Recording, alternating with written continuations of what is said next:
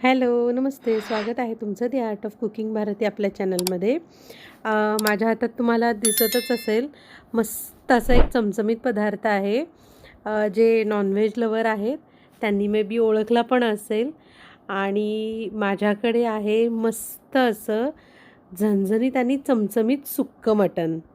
तर बघूनच तोंडाला पाणी सुटतंय ना तुमच्याही. हे दिसायला जितकं टेम्प्टिंग आहे तितकंच हे करायलाही एकदम सोपं आहे. आणि हे सुक्कं मटण करायला जास्त वेळही नाही लागत, एकदम झटपट होऊन जातं. फक्त याच्यामध्ये जी टेस्ट आहे तर ती आपल्या जो मसाला आपण बनवणार आहे तर त्यामुळे आपल्या सुक्या मटणची जी टेस्ट आहे तर ती सगळी येणार आहे त्याच्यामुळेच. तर चला मग जास्त वेळ न घालवता आपण पटकन बघूया की हे आपलं जे चमचमीत आणि झणझणीत असं सुक्कं मटण आहे ते आपण कसं बनवणार आहे ते बघूयात. रेसिपी शेवटपर्यंत बघत राहा, म्हणजे सुक्कं मटण बनवताना ज्या काही टिप्स आणि ट्रिक्स आहेत तर त्या मी तुमच्याबरोबर शेअर करणार आहे.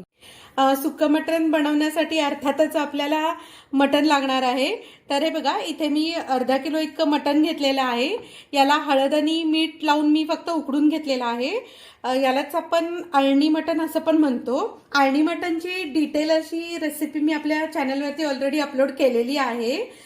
तुम्हाला जर ती बघायची असेल तर आपल्या स्क्रीनवरती उजव्या कोपऱ्यामध्ये एक लिंक येते, त्याच्यावरती क्लिक केली की तुम्हाला ती दिसेल, किंवा जर डिस्क्रिप्शन बॉक्समध्ये तुम्ही चेक केलं तर त्याची लिंक मी ऑलरेडी दिलेली आहे, तुम्ही तिकडूनही ती चेक करू शकता. तर अर्थातच आपण घेणार आहे हे शिजवलेलं अळणी मटण आहे, तर ते मी अर्धा किलो घेतलेलं आहे. त्याचबरोबर आपल्याला सुक्कं मटण बनवण्यासाठी एक मसाला लागणार आहे. तर त्याच्यासाठी मी इथे साहित्य घेतलेलं आहे तर ते बघूया. इथे मी 4 चमचे पांढरे तीळ घेतलेले आहेत. त्यानंतर 1 चमचा इथे मी खसखस घेतलेली आहे. 4 चमचे इथे मी धने घेतलेले आहेत. जर तुमच्याकडे धने नसतील तर तुम्ही 2 चमचे धन्याची पावडर घेतली तरी सुद्धा चालेल. इथे एक 5 ते 6 इतके लवंग घेतलेले आहेत मी. त्यानंतर एक 8 ते 10 इतक्या मिरी आहेत या, आणि अर्धा इंचाचे 2 तुकडे मी दालचिनीचे घेतलेले आहेत. तर हा झाला आपला सगळा कोरडा मसाला. त्याच्याचबरोबर आपल्याला लागणार आहे, इथे मी एक अख्खा गड्डा लसणाचा घेतला होता. साधारणतः ह्या एक 10 ते 15 इतक्या लसणाच्या पाकळ्या आहेत. 1 इंच मी आल्याचा तुकडा घेतलेला आहे. एक मी मीडियम साईजचा टोमॅटो घेतलेला आहे. त्यानंतर मीडियम साईजचे आपण इथे 2 कांदे घेतलेले आहेत. त्याचबरोबर ही सुकलेल्या खोबऱ्याची वाटी आहे. हे बघा, खोबरं आपण इथे घेतलेलं आहे. जर तुम्हाला सुकलेलं खोबरं आवडत नसेल तर त्याऐवजी तुम्ही अशी एक अर्धी वाटी ओल्या नारळाची घेतलीत ना तरी सुद्धा चालेल. त्यानंतर मी इथे कोथिंबीर घेतलेली आहे हिरवी, आणि कोथिंबीर तुम्ही बघू शकताय इथे मी कोथिंबीरीच्या ज्या काड्या आहेत पाठीमागच्या त्या पण बऱ्यापैकी ठेवलेल्या आहेत. त्यांनी आपला जो मसाला आहे त्याला खूप छान टेस्ट येते. म्हणून साहित्य आपलं बघून झालेलं आहे. तरी तुम्हाला जर डिटेलमध्ये सगळं साहित्य हवं असेल तर मी डिस्क्रिप्शन बॉक्समध्ये ऑलरेडी ते दिलेलं आहे, तर तिकडूनही तुम्ही ते रेफर करू शकता. टोमॅटोचे आपण मोठे मोठे काप करून घ्यायचे आहेत. त्यानंतर कांद्याचे पण मोठे काप करून घेणार आहे आपण. खोबऱ्याचे पण मोठे मोठे काप करायचे आहेत. आणि हे सगळं जे साहित्य आहे तर ते आपण मिक्सरला एकदम बारीक असं वाटून घेणार आहे. आणि त्याच वाटणामध्ये आपण हे जे कोरडे मसाले आहेत आपले ते पण ऍड करायचे आहेत.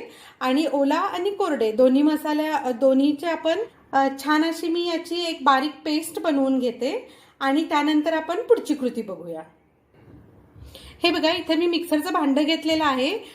खोबरं जे होतं ते बारीक होणार नाही पटकन, म्हणून मी ते इथे थोडंसं खिसून घेतलेलं आहे. हे बघा, मिक्सरच्या भांड्यामध्ये मी आता अर्धा मसाला घेतलेला आहे. याला आधी बारीक करणार आहे, आणि मग याच्यातच मी टोमॅटो, कांदा, त्यानंतर राहिलेलं खोबरं आणि कोथिंबीर असं घालून एक पेस्ट बनवून घेणार आहे. पेस्ट आपली तयार आहे. साधारणतः आपल्याला ही अशी जाड पेस्ट बनवून घ्यायची आहे. पेस्ट तयार आहे, तर आपण आता पुढची कृती करूया. इथे 2 टेबलस्पून इतकं तेल जे आहे ते गरम करायला ठेवलेलं आहे. नॉनव्हेज आहे त्यामुळे इथे थोडंसं तेलाचं प्रमाण आपलं जास्त आहे. तुम्ही जर कमी तेलकट खात असाल तर थोडंसं तेल कमी केलं तरी सुद्धा चालेल. तेल थोडंसं गरम झालं की आपण याच्यामध्ये आपण करून ठेवलेला जो मसाला आहे तर तो घालणार आहे. मसाला वाटताना आपण पाण्याचा वापर खूपच कमी केलेला आहे. म्हणजे मग आपण जेव्हा मसाला भाजू तर तो पटकन भाजून होतो याच्यासाठी. तर तुम्ही पण शक्यतो प्रयत्न करा की मसाला वाटताना ना पाणी कमी वापरलं जाईल. आणि हा जो मसाला आपण तयार केलाय ना त्याचा अरोमा आत्ताच इतका छान येत आहे. आपलं तेल आता गरम झालेलं आहे चांगलं. याच्यामध्ये आपण हा मसाला घालणार आहे. तेल गरम आहे. मसाला घालताना आपण एकदम काळजीपूर्वक घालायचा आहे. मसाला आपला घालून झालेला आहे. मी याला एकदा छान असा तेलामध्ये मिक्स करून घेत आहे.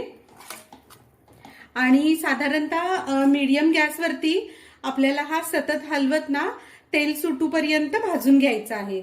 आपण जितका छान मसाला भाजून घेऊ तेल सुटूपर्यंत तितकंच आपलं जे सुक्कं मटण आहे ना तर त्याची टेस्ट एकदम छान येणार आहे. तर मी सतत हलवत मीडियम गॅसवरती हा मसाला छान तेल सुटूपर्यंत भाजून घेते. तोपर्यंत तुम्ही जर दी आर्ट ऑफ कुकिंग भारत या आपल्या चॅनलवरती नवीन असाल तर आपल्या चॅनलला नक्की सबस्क्राईब करा. त्याचबरोबर नोटिफिकेशन बेलवरती पण क्लिक करा, म्हणजे मी अपलोड केलेल्या ज्या रेसिपीज आहेत त्या सर्वप्रथम तुमच्यापर्यंत पोहोचतील. आपण जितका मसाला तयार केला होता तर तो अर्धा किलो मटणासाठी व्यवस्थित होतो. तुम्हाला जर जास्त वाटत असेल तर थोडा काढून ठेवलात मसाला तरी सुद्धा चालेल. मसाला हा व्यवस्थित परतून झालेला आहे. इथे साईडनी तुम्हाला तेल सुटलेलं दिसत असेल. आपण तेलाचा वापर कमी केला होता पण तरी सुद्धा इथे आपण मसाला बनवताना सुकं खोबरं जे वापरलं होतं ना तर त्याने काय होतं सुकं खोबरं भाजल्यानंतर त्यातलं पण जे तेल असतं तर ते पण रिलीज व्हायला सुरू होतं. त्यामुळे आपला जो मसाला आहे तो अजून जास्त ऑइली दिसत आहे. तर सुकं खोबरं वापरून तुम्ही एकदा हा मसाला करून बघा. त्याची टेस्ट एकदम वेगळी लागते. आणि ओलं खोबरं वापरून आपण जर मसाला केला ना तर त्याची टेस्ट मध्ये फरक पडतो. तुम्ही ओलं किंवा सुकं दोन्ही पण खोबरं वापरून ना मसाला ट्राय करून बघा. त्यातला कुठला मसाला तुम्हाला जास्त आवडला तर हे मला कमेंट करून सांगायला अजिबात विसरू नका. आपला जो मसाला आहे तो पूर्ण आता भाजून झालेला आहे व्यवस्थित. हे बघा छान याला असं तेल पण सुटलेलं आहे आणि याचा जो कलर आहे तो पण एकदम छान ब्राऊन आलेला आहे. आपल्याला याच्यामध्ये थोडंसं पाणी घालायची गरज लागेल. तर ते पाणी आपण थंड पाण्याचा वापर अजिबात करायचा नाहीये. आपला मसाला इतका फ्लेवरफुल आहे ना तर तो वाया घालवायचा नाहीये आपल्याला. तो सगळा त्यातला जो फ्लेवर आहे तो आपल्या मसाल्यामध्ये उतरायला पाहिजे. म्हणून मी काय केलेलं आहे जे आपलं मिक्सरचं भांडं होतं ज्यात मी मसाला वाटला होता तर त्यातच पाणी घालून घेतलेलं आहे आणि ते पाणी आपण उकळायला ठेवणार आहे. आणि हे उकळलेलं जे पाणी आहे तर ते आपण गरजेनुसार आपल्या सुक्या मटणमध्ये ऍड करणार आहे. या स्टेजलाच आपल्याला या मसाल्यामध्ये तिखट आहे तर ते घालायचं आहे. हे बघा इथे हे घरगुती लाल तिखट आहे. आमच्याकडे याला काळा मसाला म्हणतात. तर याची रेसिपी जर तुम्हाला हवी असेल तर मला कमेंटमध्ये नक्की सांगा. आपण याचा पण एक छानसा डिटेलमध्ये मी व्हिडिओ बनवेल तुमच्यासाठी. तर हा मी 1 चमचा इतका घालणार आहे आणि अजून एक अर्धा चमचा इतका घालत आहे. हा बऱ्यापैकी तिखट आहे. तुमच्याकडे जर हा मसाला नसेल तर तुम्ही काश्मीरी लाल पूड जी असती तर ती आणि थोडीशी जी देशी मिरचीची पूड असती ना तर ती घातलीत ना तरी सुद्धा चालेल. किंवा त्याच्याऐवजी तुम्ही फक्त काश्मीरी लाल मिरचीची पूड घाला आणि थोडासा 1 चमचाभर गरम मसाला घातलात ना तरी सुद्धा चालेल. ही ऑप्शन पैकी तुमच्याकडे जे अवेलेबल असेल तर तो तुम्ही वापरू शकता. हा मसाला पण आपण आता छान या तेलामध्ये एक 2 ते 3 मिनिट परतून घेणार आहे. म्हणजे आपण जे सुक्कं मटण बनवणार ना तर त्याला छान अशी लाल कलरची अशी तर्री जी सुटती ना तर ती आपल्या मसाल्यामुळेच सुटणार आहे. हे बघा मी लाल तिखट घातल्यानंतर परतून घेतलेला आहे छान याला. तर तुम्ही आत्ताच याचा कलर बघू शकता. मसाला छान परतलेला आहे. तर आता मी काय करणार आहे हे जे मी मिक्सरच्या भांड्यातून काढून जे पाणी ठेवलं होतं गरम करायला तर ते छान उकळलेलं आहे.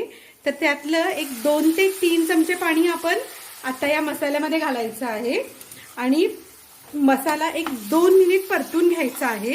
त्याला छान तेल सुटूपर्यंत आपण याला 1-2च मिनिट परतून घेणार आहे. बघा, बघू शकताय तुम्ही आता हा किती छान दिसत आहे आणि यातलं जे तेल आहे तर ते पण रिलीज व्हायला सुरू झालेलं आहे. या परतलेल्या मसाल्यामध्ये मी आता हे जे आपलं शिजलेलं मटण आहे तर त्याचे मी आधी पीस घालणार आहे.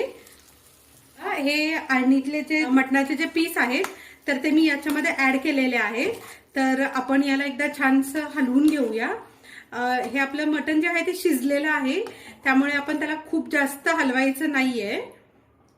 तर हे बघा, फक्त एकदा मी हे जे मसाला आहे तर त्याच्याबरोबर मिक्स करून घेतलेला आहे. आणि कुणाकुणाला खूप जास्त ड्राय सुक्कं मटण आवडतं, कुणाकुणाला थोडंसं ग्रेव्हीवाला आवडतं. त्याच्यामुळे आपण जे अळणीतलं पाणी आहे तर ते सगळं याच्यामध्ये ऍड नाही करायचं आहे.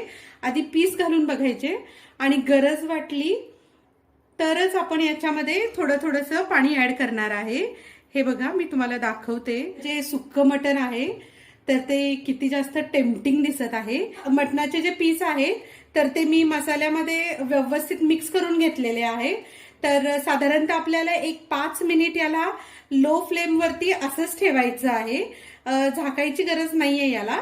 तर आपण असंच याला 5 मिनिटं ठेवूया आणि 5 मिनिटानंतर बघूया. मस्त असं टेम्पटिंग आपलं सुक्कं मटण तयार आहे. फक्त याच्यावरती गार्निशिंग साठी कोथिंबीर घालणार आहे आणि हे आत्ताच दिसायला खूप जास्त टेम्पटिंग दिसत आहे. तर बघू शकता तुम्ही, एकदम झटपट झालेला आहे हे. याला काही जास्त वेळ लागलेला नाहीये बनवायला आपल्याला. कोथिंबीरीने गार्निश केल्यानंतर हे खूपच छान आणि टेम्पटिंग दिसत आहे. मी याचं प्लेटिंग करून घेते आणि तुम्हाला दाखवते की आपलं जे सुक्कं मटण आहे ते कसं झालेलं आहे. मस्त असं झणझणीत आपलं सुक्कं मटण तयार आहे आणि छान गरम गरम ज्वारीच्या भाकरी बरोबर हे तुम्ही मस्त एन्जॉय करू शकता. तर माझं तर सुक्कं मटण एकदम टेस्टी झालेलं आहे. जर तुम्हालाही असं सुक्कं मटण घरी करायचं असेल तर माझी रेसिपी नक्की फॉलो करा आणि तुम्ही केलेले जे सुक्कं मटण आहे तर ते कसं झालं ते मला दी आर्ट ऑफ कुकिंग भारती आपल्या चॅनलवरती कमेंट करून नक्की कळवा.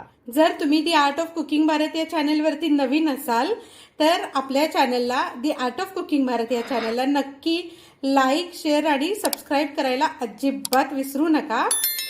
त्याचबरोबर नोटिफिकेशन बेलवरती पण क्लिक करा, म्हणजे मी ज्या अपलोड केलेल्या रेसिपीज असतील तर त्या सर्वप्रथम तुमच्यापर्यंत पोहोचतील.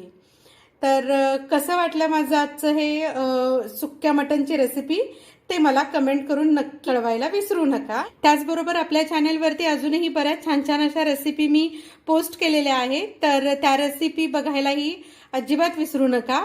त्याची जी लिंक आहे तर ती मी खालती डिस्क्रिप्शन बॉक्समध्ये दिलेली आहे. तर रेसिपीज चेक करायला अजिबात विसरू नका. चला तर मग अशाच एका छानशा नॉनव्हेज रेसिपी बरोबर आपण पुढच्या एपिसोडमध्ये भेटूया. तोपर्यंत धन्यवाद.